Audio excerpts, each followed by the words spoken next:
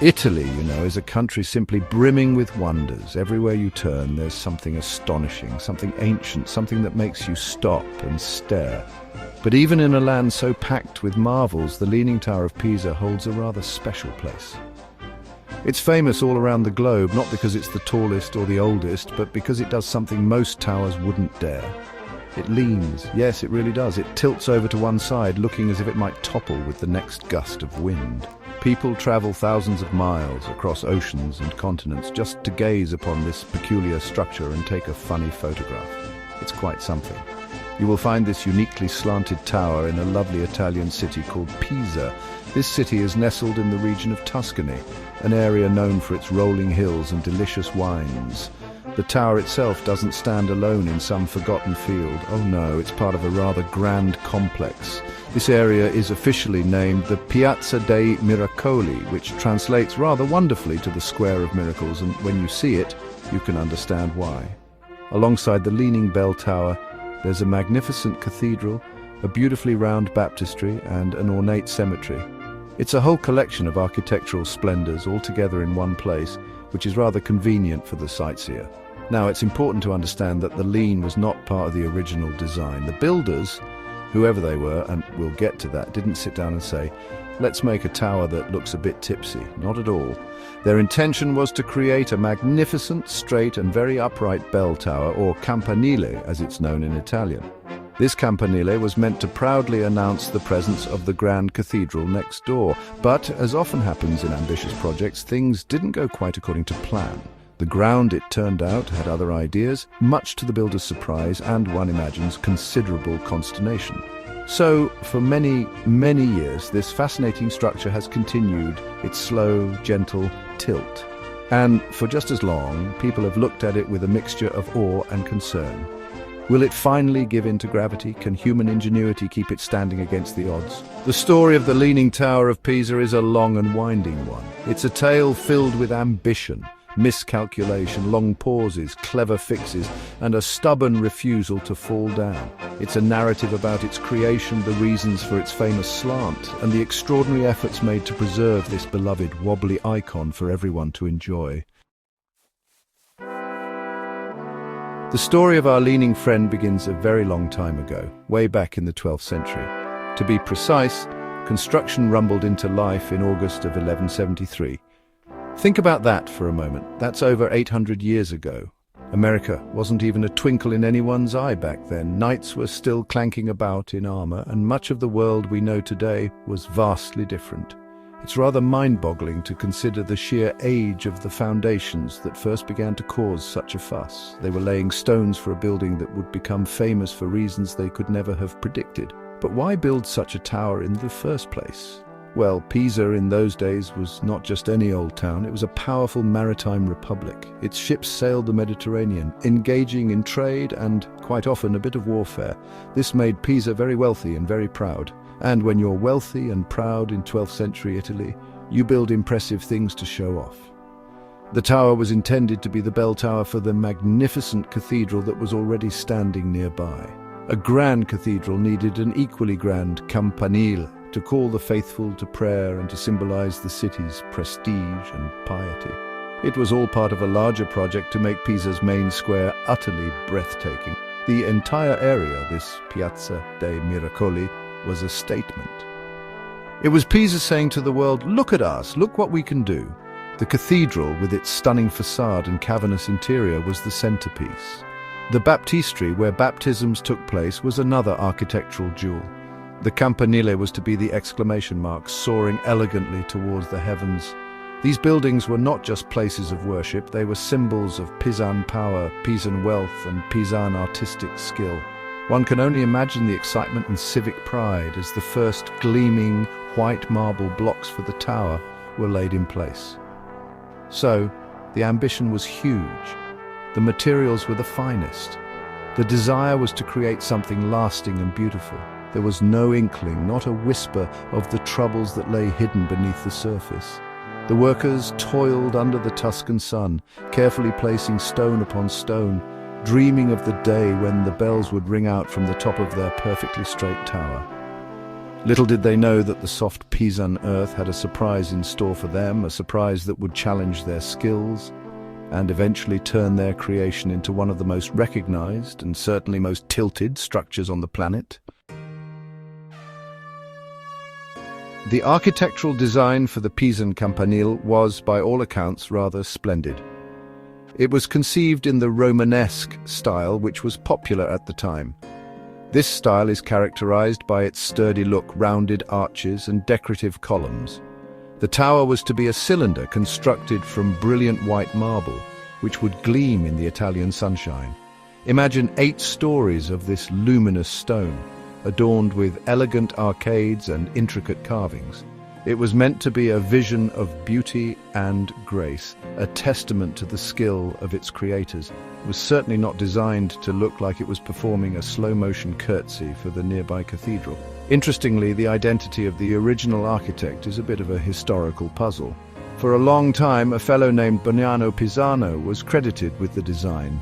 His name even means Bernardo the Pisan, which seems fitting. However, some modern scholars now cast doubt on this, suggesting other names or even that the true architect remains anonymous.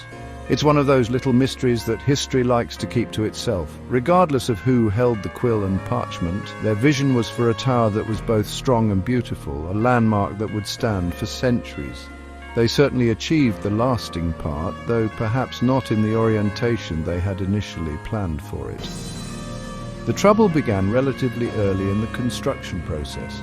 The builders had laid the foundation, a shallow stone ring only about 3 meters deep, which in hindsight seems rather optimistic for such a tall, heavy structure.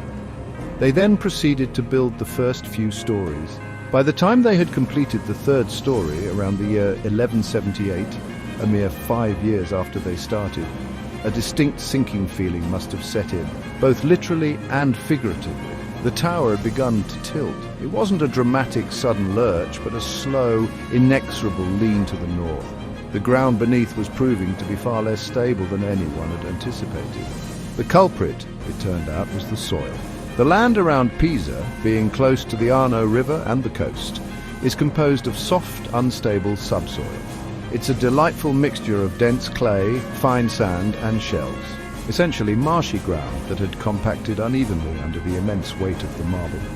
One side of the tower's shallow foundation began to sink more than the other, and thus the infamous lean was born. Imagine the builders scratching their heads, looking at their plans, then at the tilting structure.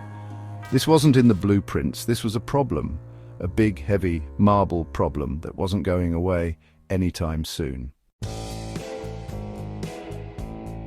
Faced with a tower that was clearly developing a mind of its own and a worrying inclination towards the ground, construction came to a rather abrupt halt. This wasn't just a short break for tea and biscuits. Work on the Leaning Tower of Pisa stopped for almost an entire century. 100 years is a very long time to leave a building half-finished, especially one that's already showing signs of wanting to lie down. One can picture the citizens of Pisa looking at their partially built, slightly skewed tower and wondering if it would ever be completed, or if it would just become a rather expensive, tilted folly in their grand square. The main reason for this lengthy interruption wasn't solely the troublesome tilt, though that certainly must have given everyone pause for thought. During this period, Pisa was frequently at war. These were turbulent times, and the Republic of Pisa was busy fighting battles with rival city-states like Genoa, Lucca, and Florence. Resources, both financial and in terms of manpower, were diverted to these military efforts. Building grand bell towers, especially ones that seemed determined to defy gravity in an unhelpful way, probably slipped down the list of priorities when enemy ships were on the horizon or armies were marching towards the city walls. Interestingly, this long pause in construction might have been a blessing in disguise for the Leaning Tower. Had they pressed on relentlessly, piling more and more marble onto the unstable foundations, the whole thing might have collapsed much sooner. The nearly 100-year hiatus allowed the underlying soil to settle and compact somewhat. It gave the ground time to adjust to the weight of the first few stories. So, while the wars were undoubtedly a terrible business for the people involved, they inadvertently played a role in the tower's long-term, albeit tilted, survival. It's one of history's little ironies, isn't it? When construction eventually resumed in 1272 under a new architect, Giovanni di Simone, the tower was still leaning. The problem hadn't magically fixed itself during the long break. The builders now faced a significant challenge. How do you continue building upwards on a structure that is already noticeably off-kilter? Do you try to correct it? Do you just carry on and hope for the best? They had to make some very tricky decisions, knowing that every additional block of marble would add more weight and potentially worsen the precarious situation. The next phase of construction would require some rather ingenious, if ultimately not entirely successful, engineering solutions. And when Giovanni di Simone and his team of workers returned to the half-finished Leaning Tower in 1272, they were faced with a rather unique architectural puzzle. The base was tilted, but the plan was still for a tall, impressive bell tower. They couldn't just ignore the lean and build straight up from the wonky foundation. That would only make it look even stranger and probably more unstable. So they decided to try and compensate for the tilt as they added new floors. It was a bold attempt to wrestle the tower back towards the vertical, or at least make it appear a little less drunk. Their method was quite clever in a way. As they built the new stories from the fourth story upwards, they made the columns and arches on one side taller than on the other. If the tower was leaning to the north, they would make the new construction on the north side slightly shorter and on the south side slightly taller. The idea was to gradually angle the upper part of the tower back in the opposite direction of the lean.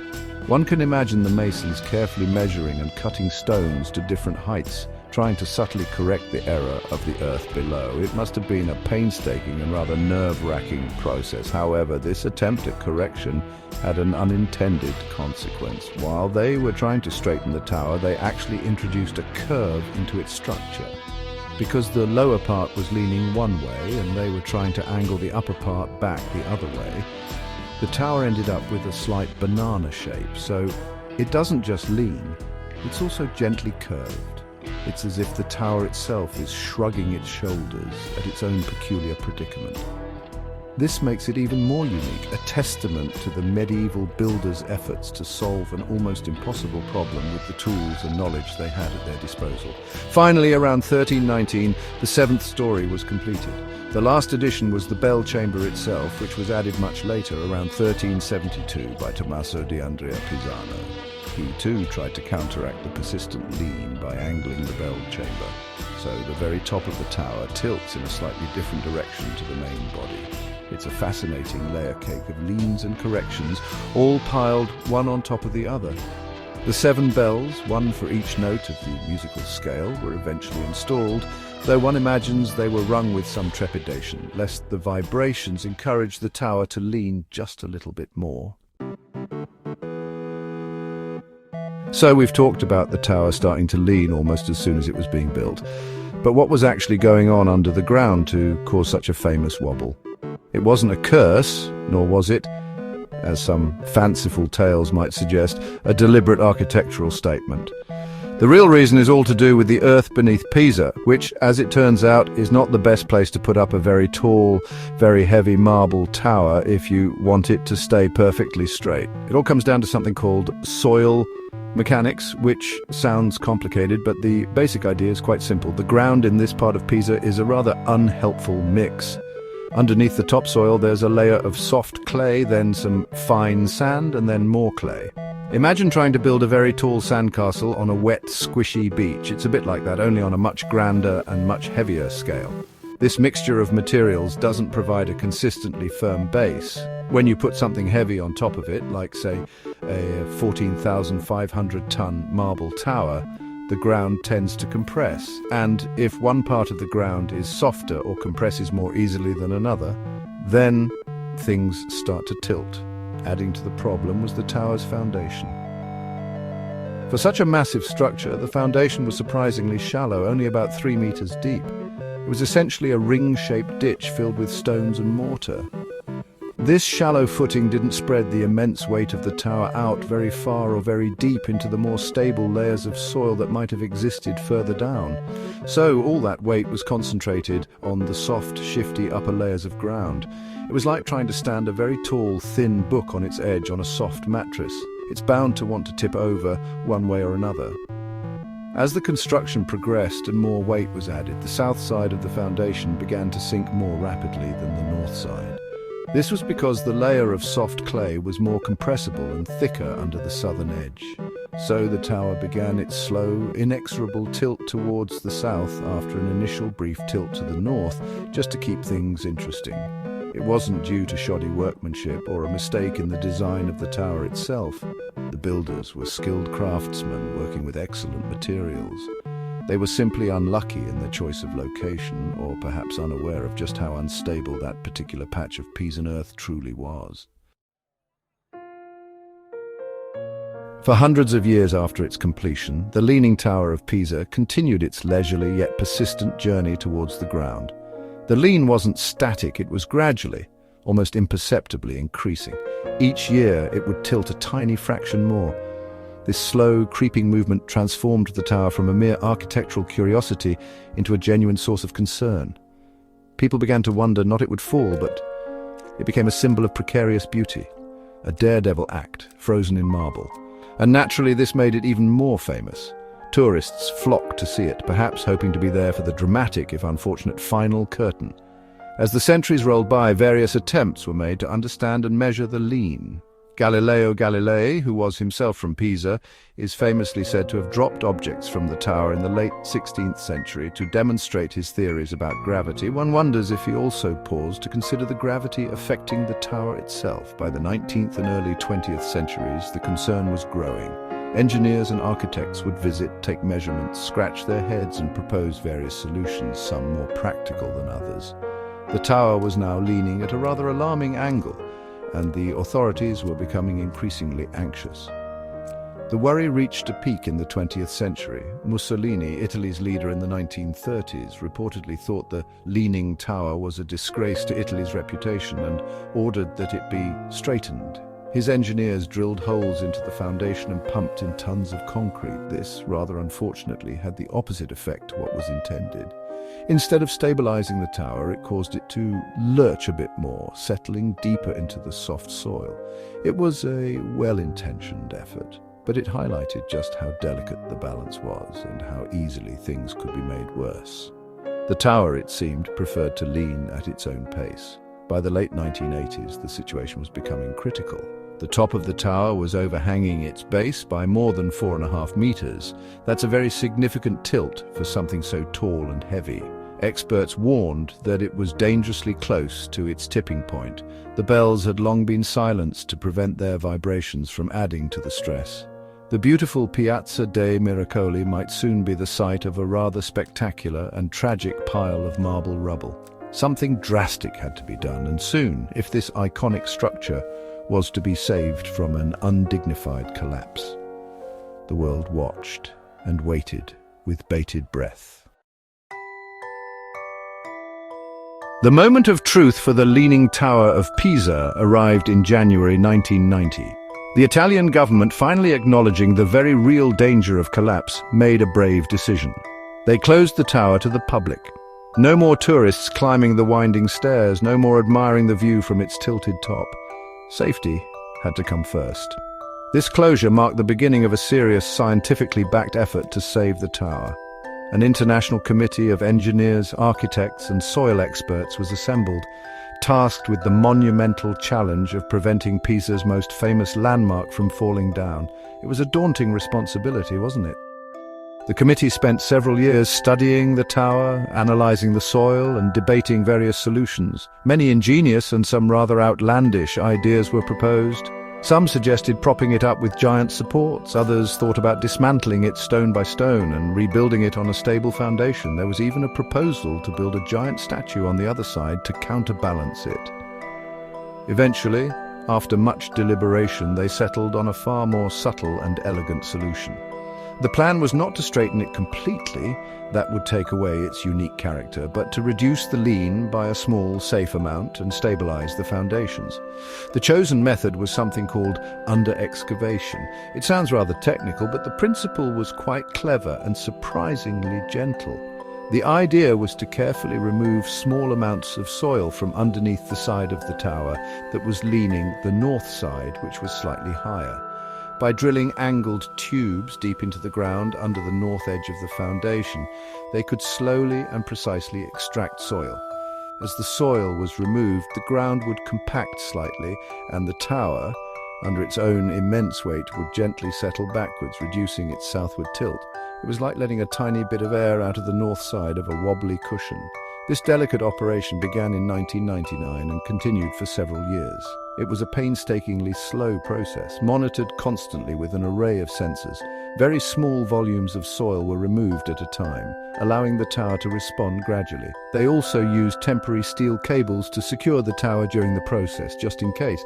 By 2001, the lean had been reduced by about 45 centimeters, roughly bringing it back to where it was in the early 19th century. It doesn't sound like much, but it was enough to make the tower significantly more stable and secure for the foreseeable future.